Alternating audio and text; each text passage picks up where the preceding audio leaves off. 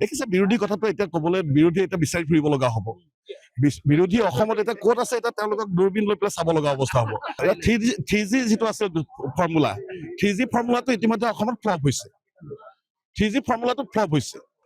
উন্নয়ন মানে চাম আমি যিসকল খিলঞ্জীয়া মুছলমান আছে সেইসকলৰ ক্ষেত্ৰত মই একো নকওঁ, কিন্তু যিসকলে বিভিন্ন চৰ চাপৰিৰ পৰা অবৈধভাৱে আহি পেলাই আমাৰ ৰহাৰ গেজিং ৰিজাৰ্ভ, ফৰেষ্ট লেণ্ড, আমাৰ চৰকাৰী ভূমি বেদখল কৰি পেলাই যিসকলে এটা গোটেই সমষ্টিটোৰ প্ৰতি এক ভয় ভাবুকি আৰু এটা অশুভ পৰিৱেশৰ সৃষ্টি কৰিছে। ইয়াৰ ওপৰত আমি মুখ্যমন্ত্ৰীগৰাকীৰ বলিষ্ঠ নেতৃত্বত কঠোৰভাৱে ব্যৱস্থা গ্ৰহণ কৰিম।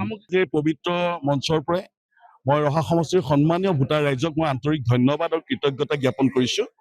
একেৰাহে দ্বিতীয়বাৰৰ বাবে ৰহাৰ সামগ্ৰিক উন্নয়ন আৰু বিকাশৰ বাবে কাম কৰাৰ যি সেৱা কৰিবৰ বাবে যিখিনি সুযোগ দিছে তাৰ বাবে সমষ্টিবাসীক মই আন্তৰিক ধন্যবাদ আৰু কৃতজ্ঞতা জ্ঞাপন কৰিছোঁ। আমাৰ জনগাঁথনিটো তেনেকুৱা আছিলে, প্ৰায় ৬৮,০০০ ভোট, ৬৮,০০০তকৈ অধিক ভোট আমাৰ সংখ্যালঘু ভোট আছিলে। আৰু ইতিমধ্যে দেখিছে সমগ্ৰ অসমৰ লগতে ৰহাটো আজি সংখ্যালঘুসকলে সেই বিশেষ সম্প্ৰদায়টোৱে একমাত্ৰ কংগ্ৰেছৰ বাহিৰে বেলেগ ক'তো ভোট দিয়া নাই। সেইকাৰণে আমাৰ এটা জনগাঁথনিৰ অনুসৰি আমাৰ তেনেকুৱা হৈছিল। কিন্তু আমি নিশ্চিত আছিলোঁ, কাৰণ ৰহাৰ আমাৰ খিলঞ্জীয়া ভূমিপুত্ৰ আমাৰ যথেষ্টখিনি আছিলে। আমি ৰাইজৰ আস্থা বিশ্বাস লাভ কৰিবলৈ আমি সক্ষম হৈছিলোঁ, কিন্তু বিজয় আমাৰ নিশ্চিত। কিন্তু আমি সংখ্যালঘু অঞ্চলত আমি ১২-১ বজালৈকে আমি কিছু পিছুৱাই আছিলোঁ।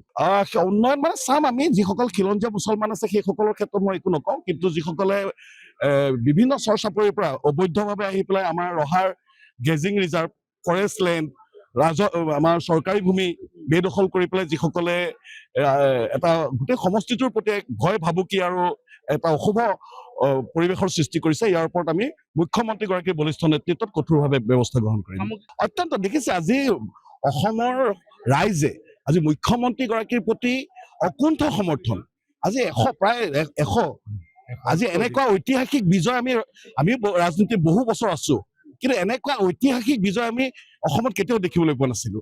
গতিকে এয়া ডক্টৰ হিমন্ত বিশ্ব শৰ্মা ডাঙৰীয়াৰ প্ৰতি অসমৰ ৰাইজৰ অকুণ্ঠ মৰম, আস্থা, বিশ্বাসৰ কাৰণে আজি ভাৰতীয় জনতা পাৰ্টীৰ নেতৃত্বত অসমৰ সৰ্বকালৰ দূৰদৰ্শী মাননীয় মুখ্যমন্ত্ৰীগৰাকীৰ নেতৃত্বত আজি এই ঐতিহাসিক বিজয় আমি লাভ কৰিবলৈ সক্ষম হৈছোঁ।